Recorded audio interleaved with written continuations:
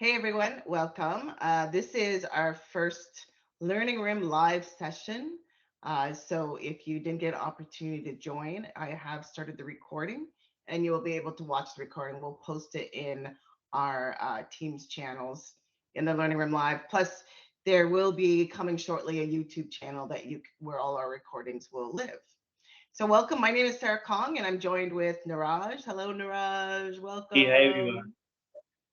So before we get into all the fun stuff about exam tips, I'll do a quick intro to myself. So my name is Sarah Kong. I am one of the Microsoft technical trainers here at Microsoft. I've been an MCT for 23 years now. So as you can imagine, being an MCT, exams I've been doing, you thought when you get older that you wouldn't have to do exams, but no, I do an exam, at least one exam a year for the past 23 years, maybe more. Um, but yeah, here I am getting into my golden years and still doing exams. Anyway, enough about that. But I'm based out of Ontario, Canada. And Neeraj, if you want to say hello to everybody.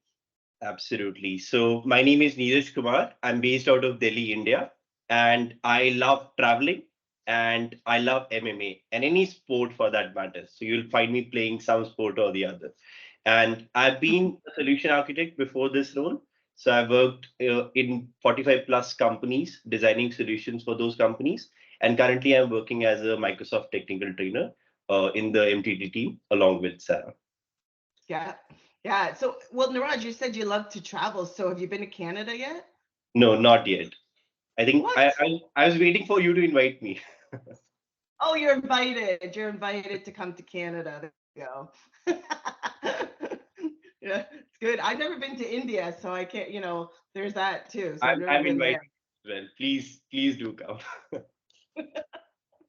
All right. So anyway, so let's get into kind of what we're going to be discussing. And we're going to be here for about half an hour and go through this. So it should be a half-hour video that you can watch, or for some of you that are here, welcome. If you have any questions, feel free to come off you, yell at us, or throw them in the chat, and we'd love to hear from you. So here, let's go through this. So we're going to talk about how to prep for Microsoft exam, and then we'll leave it at the end for any open discussion or questions. If any of you that are here that would love to talk about, how you prep for exam, please do, right? The more information we get from everybody, the better. So key things to that we get into is talking about the exam objectives, developing that study plan, and what tools do you use? That's the big thing, right? I mean, I get that a lot, especially when I'm delivering is, Sarah, how do you prep for an exam? What tools do you actually use that actually work, right? And then how do you know when you're ready to take an exam?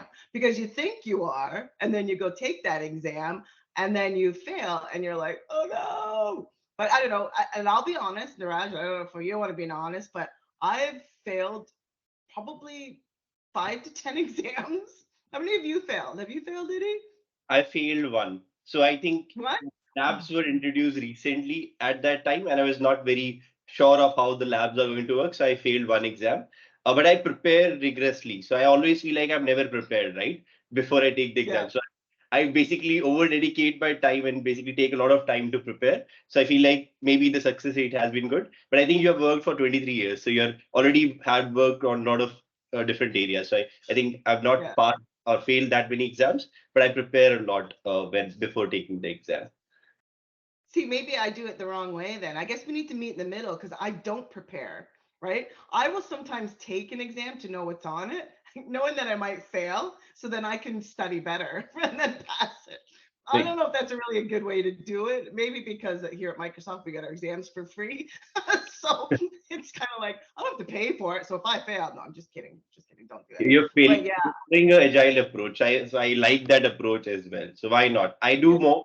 I have analysis paralysis. So I think you should not fall in that category as well. So somewhere down the middle, I think is the right path anyone can take. yeah, exactly. So yeah, so let's get into it then. So exam objectives, right? Oh, Linda, you have a question. Perfect, please, or a comment. Thank you. Actually, I heard from a reliable source that if you take the exam to find out what's on the exam, that each time you take it, that you're Oh, going into a deeper part of the exam objective domain and that the exam gets more difficult. That's what I've heard. It was a really? reliable source who told me that. Yes. He works in exam preparation. Wow. I knew that each time you take the exam, you could get a different exam, right? Because there's a pool of like Right. 150 questions to 200, so that when you take it, you get it's just a random bunch of questions. But I didn't realize there was degree of difficultness. That's interesting. I just learned that. And actually, yes. Yes. So Okay, maybe I won't do that anymore. Or the Sarah other way to likes look at challenges, I believe. So yeah, the other way to look at it is then okay, I know what to expect on the exam, so maybe I'll study that much harder, knowing the exam's going to be harder the next time. there you go. Either way, For right? sure. You're right. I guess my point I was getting at is it's okay to accept defeat the first time round, right? A lot of people, I shouldn't say a lot, that's not true, but sometimes we don't pass the exam the first time round. So don't get discouraged, right? I've done it. I'm supposed to be, well, I'm a Microsoft technical trainer, I'm a Microsoft certified trainer. I should be passing the exams first time out. No, a lot of us trainers don't, right? So don't get discouraged. So thank you for that comment, Linda. I'll have to remember that. All right. So let's talk about the exam objectives, right? So all about those exam objectives and going through those. Now, Neeraj, you had a good point, or you had mentioned the other day about in your article that you had, where you can find those. Do you want to share your screen and show our learners, where they can find those exam objectives? And absolutely. while you're grabbing that, an exam objectives, what that is, what are on the exam? Right? You don't want to just study everything, right? You need to have a focal point. So yeah, go for it, Niraj. Sure. I'm sharing my screen. Please do let me know if you're able to see it now. All right. We can see So it. So I'd written an article some time back for AZ 104 exam and how you can use different strategies to pass this exam. Uh, I will share this article in the reply to this conversation as well. Please do make sure you go through the same. Now, as Sarah was talking about study guide, so this is the direct link for AZ 104 exam. But if you want to get study guide for any other exam, just type the exam name and type study guide in front of it. So just use those key terms to go to the study guide for that exam. Plus, if you are going to this link, you can also see all the study guide for all the exams on the left hand side. So you can also basically navigate from here as well. Now on this website, you see when this skills measured were updated. So the last update for this specific exam was on 27th of April 2023. So it also shows you some updates. So exams keep on getting updated because Azure changes every month, right? You see a lot of updates every month. So do make sure that you go to this guide and see the overall skills measured over here. So if you see over here, these are the skills which are measured for this specific exam. Higher the weights you see or the percentages that you see over here, more questions you're likely going to see in the exam related to those topics. Okay, so do plan your overall approach, how you're going to prepare for the exam. And if you see over here, you can see details about each and every objective, which is covered in a larger objective domain. So do make sure that you go through this guide in order to understand all the objectives that are asked for a specific exam. Yes, sir. Yeah, Oh, that's great. Yeah, and I like how if you could scroll up again, like that's really important to know about the time, the updates to the exam. And so each one, like you can see right here, like Niraj was saying, that the exams get updated by why? Because of different features, right? What else would cause an exam to be updated? Do you know? It's sometimes all about, the yeah objective yeah, domains change. So basically, some topics which are relevant right now may not be relevant later on, right? So we yeah. always do like a job analysis and see what is current and required for that specific job role. If that job role becomes obsolete or that skill becomes obsolete, we usually try to update the exam to keep it current based on the skills required in the industries. So that's why you see these updates happening all the time. Anything else, Sarah, you think why we have these updates on exams? Make it harder. Maybe too many people are passing. No, I'm just kidding. Or maybe too many people are failing. I'm just kidding. No, you're right. Absolutely. It's all about, the changes, the relevancy, because one of the things that we know with the cloud is that it's ever evolving, right? It's the same thing, like, when us Microsoft technical trainers deliver classes and they have labs, we always, a lot of learners will say to us, wait, the instructions don't match with the labs. We're like, must have been a UI update that happened 2 days ago or a day ago. So things will definitely change.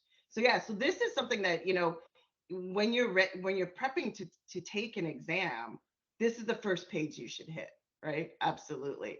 Go to this page. One of the things I recommend, scroll down a little bit. Under the objectives, grab each one and highlight them.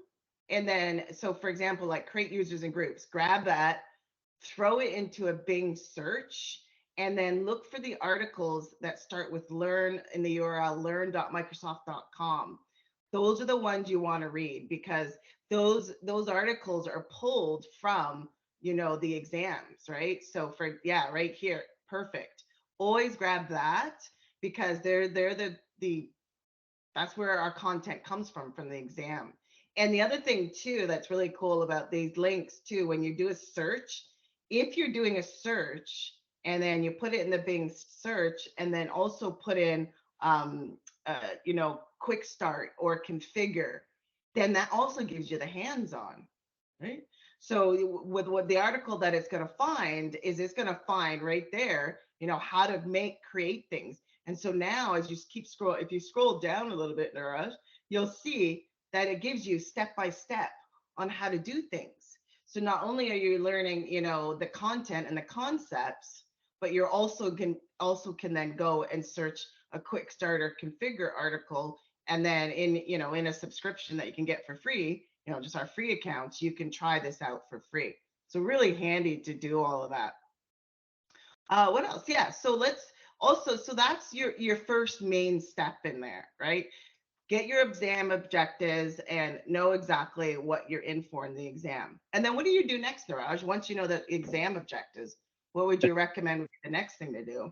So the next thing that I do is develop a study plan. Okay. So Yeah. what I do is I used to do it. Nowadays, I don't think I do it as often. But what I used to do, I used to copy over all the objective domains from the study guide, and I used to create like an Excel Oh, sheet. look And in at this, that. I used to keep all the objective domains.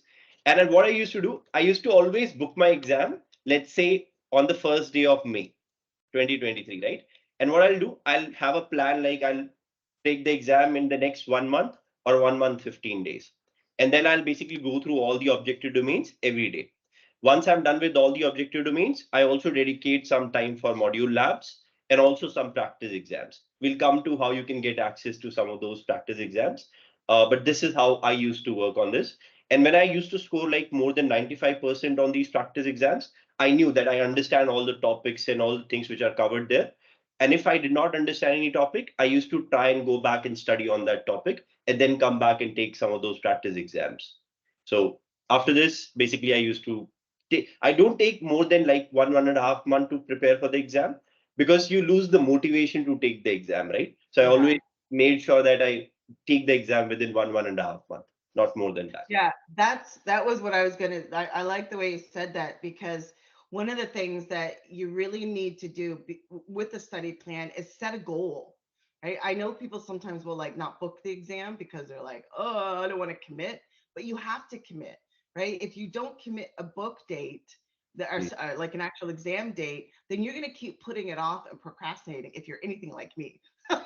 Right? You might not be, and you might be very, very, what's that word I'm looking for? I can't even think of the word. But I personally, myself, if I don't put a date and book it, then I'll keep putting it off. Now you Mm. can always change that date, right? Niraj, what is it, like 48 hours, I think, Yes, before? yes, yes. Do you article about the exam? There's an article about the exam requirements. I think it's if you do a quick search, yeah, there is one about the if you need to cancel, if you need to rebook, any of those types of that. Yeah, I think if you do a search for Microsoft, yeah, Azure exam requirements. Where is it? Yeah. Throw in the chat there, like cancel dates or something like that. Oh, there Okay. we go. Right there. You're right there. Yeah. Exam policies and FAQs. Yeah. Right here.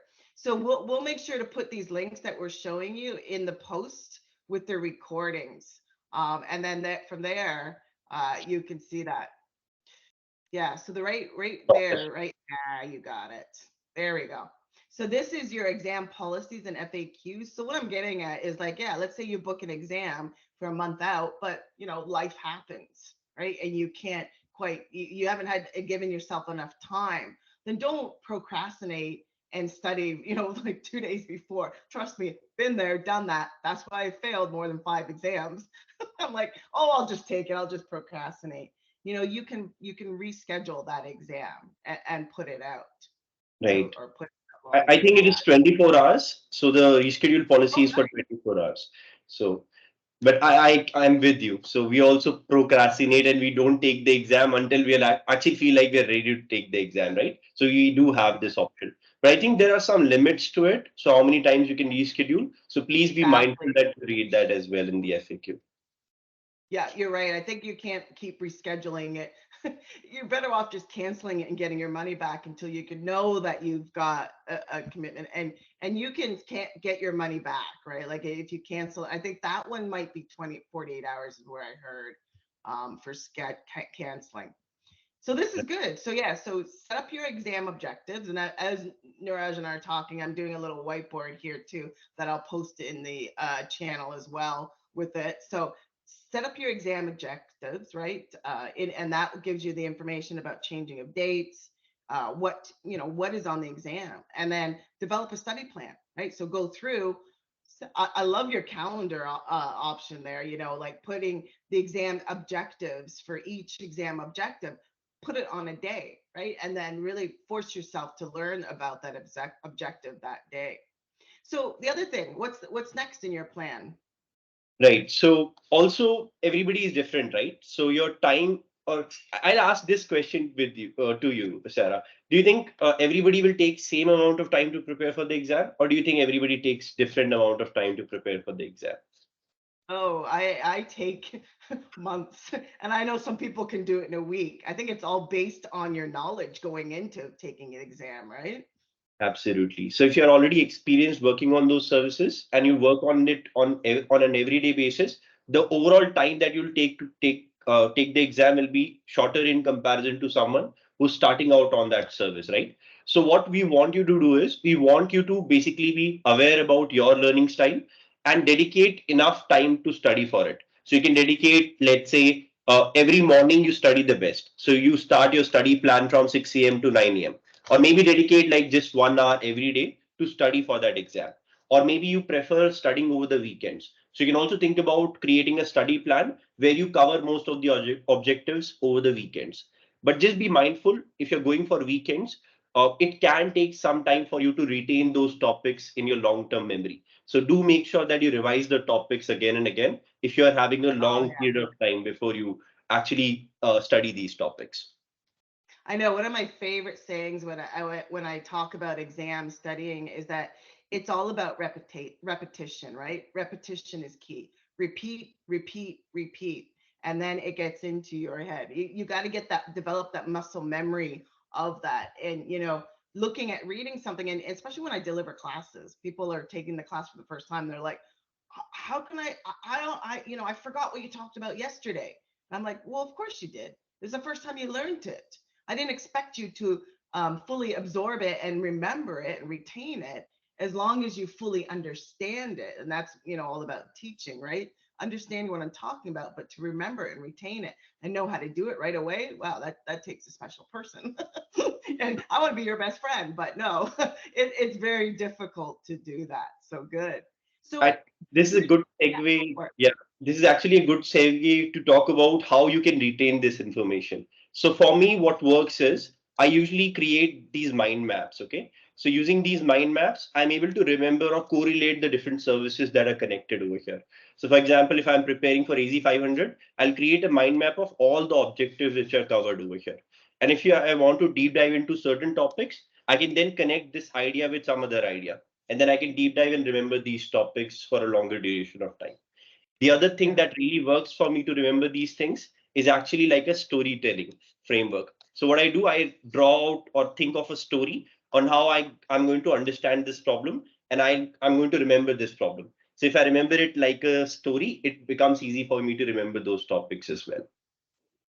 Yeah, and that's important too, because that's how a lot of us Microsoft technical trainers deliver our class is based on a scenario, a story, right? So if you can make it a relatable story, then your chances are you're going to remember that. Like, how many of us remember, Netflix and what we watch on there? You remember your TV shows for a reason because it's a story. There's characters that are involved, right? There's a start, a center and a finish. So, take that into consideration while you're studying, right? Like if you're studying about application gateways, how can I build that into a story? Well, Fabricam, they want to migrate their applications into Azure and they want to make those applications highly available. What would they use? Application gateway. Why? Because they have more than one, URL that they need to connect to. See all of these things. And the reason why they use, a certain one would be in the story, the features that they need. So yeah, you can tell, do this a lot. We do this a lot, right? So, Uh, and this is how we deliver, right? Is to make it relatable so that you can absorb it that much better and retain it. Yeah, absolutely. So, Neeraj, what type of tools would you use to mm. study, right? Besides, the learn material, what else do you use to study with? Okay, so I do a lot of hands-on activities, or I'll try to do most of the labs. First, what I do is I try to understand the concept from learn, and then I draw my custom diagrams on it. So, for example, let's say if I'm preparing for AZ 104. So, what I'll do, let's say I want to understand Azure AD. So, I'll go to Azure AD and I'll basically start drawing out all the connections to this service. So, it helps me to remember all the components over here.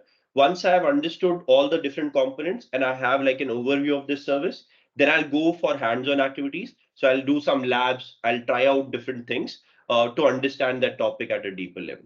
So that's how I approach my studying. What about you, Sarah? So I have three things I do. So first thing I do is, I guess you could say three things that kind of branch out. So I do it very much like you at the beginning. I go into Microsoft Learn. Mm, I read about the concept. As I'm reading, I'm writing, right? And this is the other thing too. You can either use, a pen or paper, or sometimes like I actually started using Klaxoon boards more. So I'm writing on that. So I have my study notes. It's mm, always good to read and write because that's doing it twice already. You're reading it and then mm, you're writing it. So there's that repetition. And then once I got an understanding, then I go to YouTube. That's what mm, I do, right? I look for John Saville videos, we also have the Microsoft Trainer Community channel, which I'm going to be, where we're going to start putting our videos, these types of videos in there as well. I watch videos on things. So let's say I'm confused on application gateway. I'll go to YouTube and do a search for application gateway and always look at the time that it was posted, right? Anything like if I did a search for application gateway and that video is 3 years old, I won't watch it because it's probably changed. So always look to see any newer videos within a year. And normally those are going to be the more relevant ones. So I do that. And then what's next? I do what you do. I do labs, hands mm. over and over and again. And I do the labs at least 3 times. And then finally, what we're going to talk about here, and you can bring it up, is the practice tests, right? So talking about the practice tests. Yeah. Right. So we do have a lot of practice tests that you can take for free. For example, if we go to, let's say, AZ 104. So for AZ 104, let's say if I go to this AZ 104 exam page. So if you go for this exam page, on this page, you'll see this area called as take a free practice assessment. So this free practice assessment is available for a lot of exams. So what you can do is you can take this free practice assessment and it'll give you like 50 questions that you can practice on, so that it helps you to in your preparation, right? This is currently available for quite a few exams as of now. In future, you might see it expanded to other exams as well. Yeah, and then if you look, scroll down a little bit. I like how it has go back to the test itself. Right. Sorry, go scroll down. See how it says check your answer. Absolutely. It's a great study tool, right? Because nothing worse than taking an exam and then getting it wrong and then not knowing why you got it wrong because you're swearing like, I know that question was right. I wish they would give you a printout afterwards of the Microsoft what questions you got wrong. But obviously, they don't want to do that because we don't want you to do that because then you'll share it with others. But anyway, so it's nice that you can do this in the practice and then the links, right? They give you links to read up on that. To me, that's a bonus, right? And this is why I love practice tests. And in the other thing too is that what Neeraj is saying, if the practice assessment isn't there, then we actually give you a link to the measure up. Now you have to pay for that, but measure up is awesome. I've been using that. Well, I think when I first started, way back when, eons ago, back in my day, it was called the Transcenders, right? And we were using the Transcenders. And then Measure Up came out with theirs, and I've been, using the Measure Up. But Measure Up's great because it does the same thing, right? You can go in and you can get the whatchamacallit, the answers, right? And knowing why you got that wrong. It's really important to know why you got it wrong in order for you to understand it. Right? And that's one of the things I do when I deliver a class. Sometimes I'll be like, give me wrong answers to this question. I only want you to give me wrong answers. And then we explain why it's wrong. So yeah, cool. What else? Practice tests. So we got, reading the material, learning about the material, right? And then doing your labs. So getting that hands-on practice and then practice tests. And then you're ready, right? Actually, when you're taking the practice exam, you'll understand your weaker areas, right? So not all of us might be good at certain services, maybe because we have not worked with those services. So what you can do is you can identify your knowledge gaps. And once you identify those knowledge gaps, you can try and fill those knowledge gaps. Okay. Also, when you're planning for these practice exams, you need to think about some exam strategies as well. So what strategies, Sarah, do you use to maybe answer questions in exam? I am, and as I'm writing and whiteboarding, I'm a big time whiteboarder. So Hmm. when you take the exam from home, I don't really like it that much.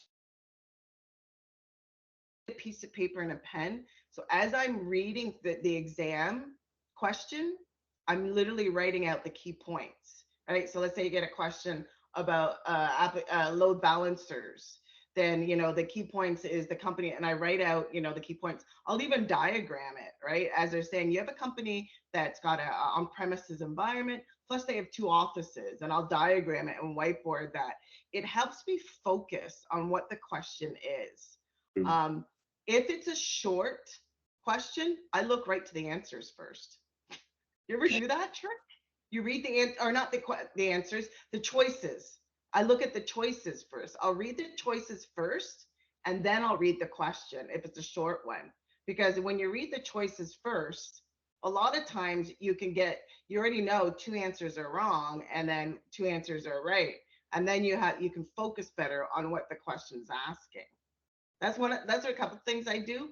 Also, never ever leave a question blank. You don't get dinged for wrong answers. So if you don't know the answer, just go with your gut.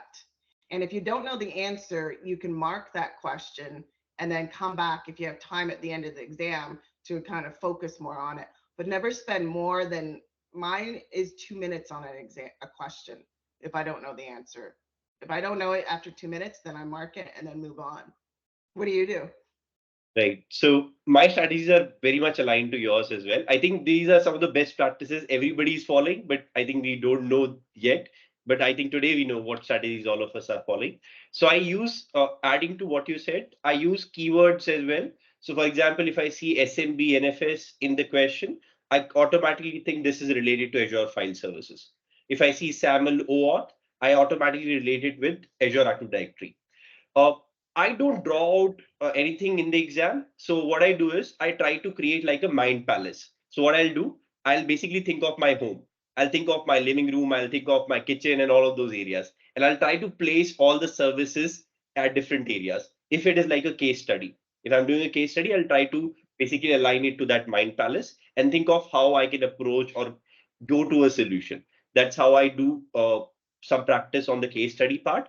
If it is a direct question, you can use the method of elimination, right? So always you'll find that some options seem very odd, right? These are not aligned to what is being asked right now. So what I'll do, I'll maybe look at two options, which are, I would say, very much aligned to the question. And I'll have to maybe look at those two questions or options and see what is the right answer. Also, usually if you have like a long paragraph, uh, usually the last line of the paragraph gives you the exact question that they're trying to ask. That's right. So if they're asking something on the last line, I'll try to basically focus on that and maybe focus on my answers accordingly. And as Sarah mentioned, never ever leave any question unanswered. You can always take a guess because there's no negative marking in the exam, right? So you're likely to basically get that answer right rather than not just marking it. Okay. And always what I do is I mark the answer first, then I go to the next page. I never leave any question unanswered because maybe I might forget. And in some sections, you can't go back to that question, right? So if you leave that unanswered, you will not be able to go back to that area. And as Sarah mentioned, time management is really important. These exams have very specific times. Make sure you are answering it within some time limit. If you're stuck somewhere, just move on to the next question, mark it for review, come back to the question when you feel like you understand or you maybe remember some topic on that question. So that's how Yeah. I approach or that's my strategy of how I take the exam. Yeah. And then for the exams, like AZ 104, and I did the MS 100 exam. Those are the two off the top of my head. I'm sure there's more out there. They actually have the labs in there where you're, I think they call it performance testing, I think it's called, where it's actually a live environment and they give you a bunch of tasks that you might do. Those will be at the end of the exam. So you'll see when you launch the exam, there'll be a little thing that comes up and says, at the end of the exam will be the performance testing capability. And so you want to leave yourself at least half an hour for that section. And then, so, it's all about, timing yourself properly. And to be honest, if you're, and this is why labs are really important, especially if you're taking the AZ 104, because if you're comfortable with the portal, I find that section to be like, this is easy stuff. But I guess because, as trainers, we demo it so much. So we just go. And the nice thing about that too, and I got this from a reliable source, is that if you build something in that and then you realize, because I did this, it asked me to build a load balancer and I did. And then I reread the question and they really wanted an application gateway.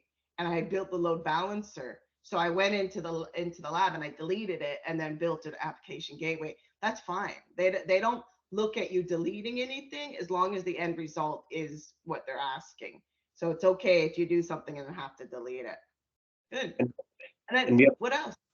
we have to be very careful about the naming convention as well, right? So whatever names that they're trying to ask you in the question, make sure you have those naming convention used for your labs as well.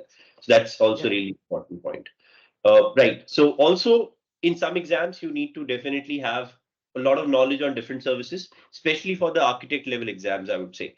So we do have a link that you can go to.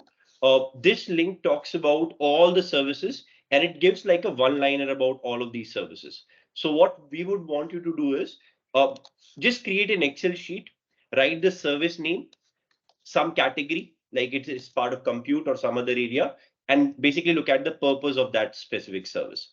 So if you do this activity, you'll at least have a very broad understanding of different services covered in Azure space, right? So what this will do is this will help you to eliminate some of the options which are not relevant to that question. So if you can, it can be a big task to complete, but especially for the architect level exam, this is actually a really good activity you can follow. Do you Yeah. do Good. something similar to that, Sarah? Not really. No, I've never really done that. So yeah, I just got my three ways. It's read, watch, do, Mm. test is practice test. And that's always been my one. But this is good because we all have different learning styles, right? So, all as many learning styles as we're trying to give you. Yeah, hopefully it supports everybody. But no, I love this. This is a great idea. Yeah, Right. good. I, we have already talked about the hands-on experience. So Yep. you can create your free trial account and you can start practicing these labs. We do have a GitHub link you can go to and maybe practice some of the labs from that link.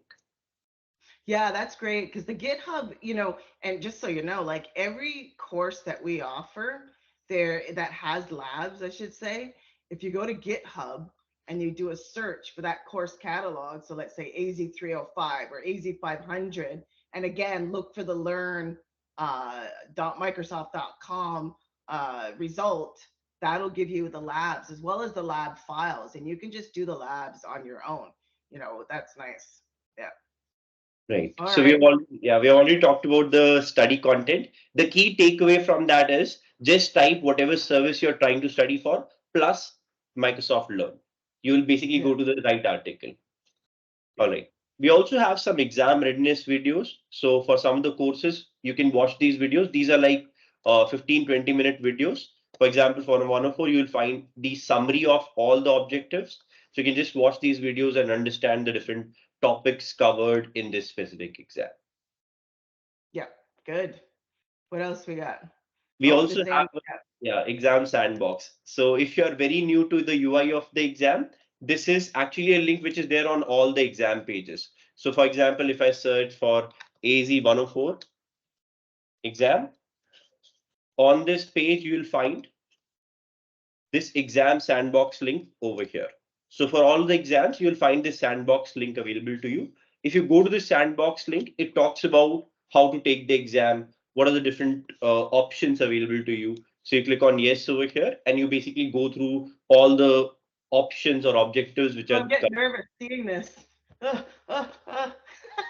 I started to think, oh no, am I taking an exam? But this is such a great tool. Go ahead and click next. Sorry. so if you see over here, you will have, it will tell you how many questions you're going to see in the exam. And it also tells you what type of questions you see. For example, I can see like a single choice question. Similarly, I can go to the next page. It shows me multi-choice answers available to me, right? So you'll find multi-choice questions, drag and drop, case studies, labs, all those types of questions available to you. And you also have an option to take a break now, but be mindful, if you take a break during the exam, you can't go back to the question that you have already answered. So if I wouldn't recommend you to take a break, but if you really want to take a break, be mindful that you will not be able to go back or review the questions that you have already answered. Yeah, it's great too because especially virtually, right? Where there's so many times, you used to, you know what I used to do? I'll be honest here, even though we're being recorded. I'd close my laptop lid if I had to run and do a bio break, and then I would reopen my laptop lid, and they'd say, "Oh, did you lose your internet?" And I'm like, "Yep." So when they introduced that take a break, I was like, oh, thank goodness, right? Because some of us get nervous when we take an exam. So I love that feature now. Absolutely. And you can review all the questions and you can also leave a feedback for all the questions that we have over here. If you feel like something is not right, maybe you can leave a feedback about the same and we'll review it in the back end. Okay. Right. God, that's great. I love that. It's awesome. Right. We And I also want have to, you. yep, go ahead. Sorry. Yes, yes, Sarah. You can go ahead. You No, can I talk. was going to say, we're going to wrap it up here about what to do next. So yeah, go for it.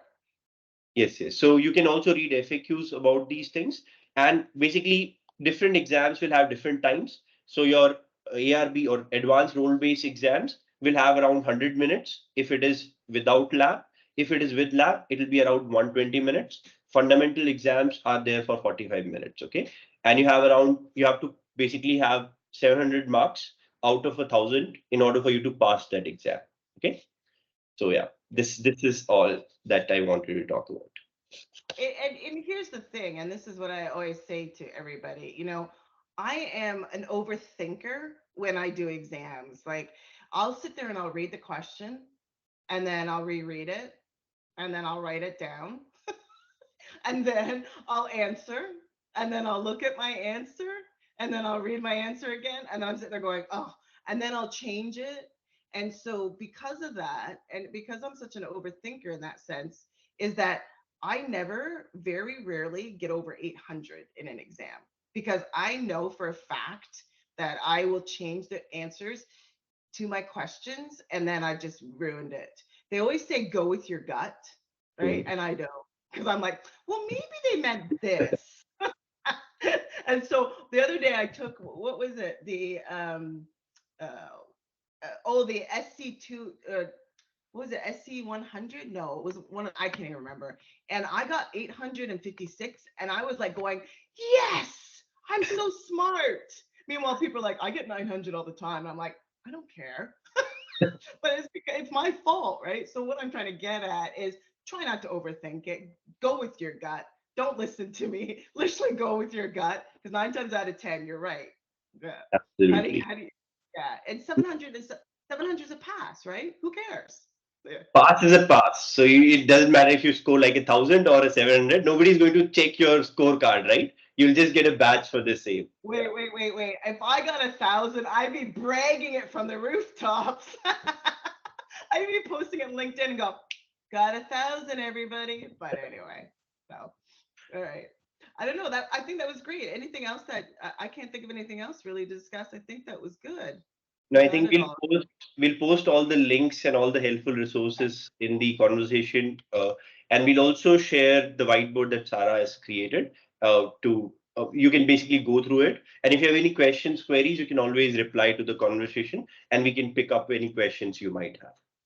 Yeah, and that's the key thing. These learning rooms, as you see, they're all about, helping you in the community, helping you, not only prep for an exam, but fully understand our services.